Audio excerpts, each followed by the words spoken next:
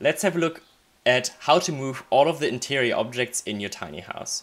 So we have a tool here that allows you to move the entire arrangement of interior objects at once.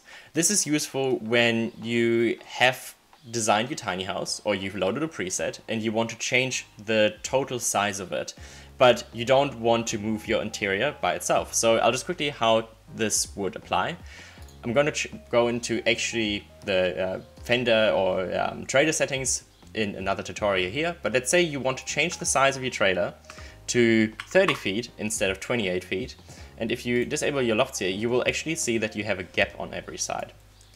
If you want to fill that gap, you can go into your Move Interior setting here, and you can move all of the interior, let's say, further to the back. So because we have just extended our trailer by 2 feet, and it has extended the tiny house in both directions, we want to move the interior to one end by 1 foot. So let's say we want to move the tiny house interior this way.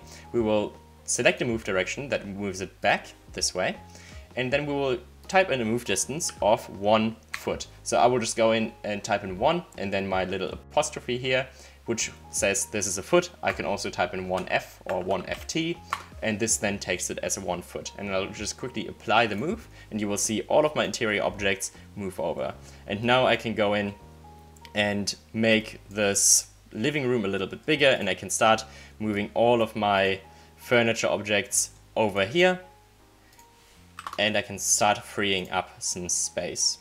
So that is how you would move your interior all at once, and that is the best use case. So if you change the size of your interior, the size of your exterior, and then you want to make some space on one end, this is how you move it in one way.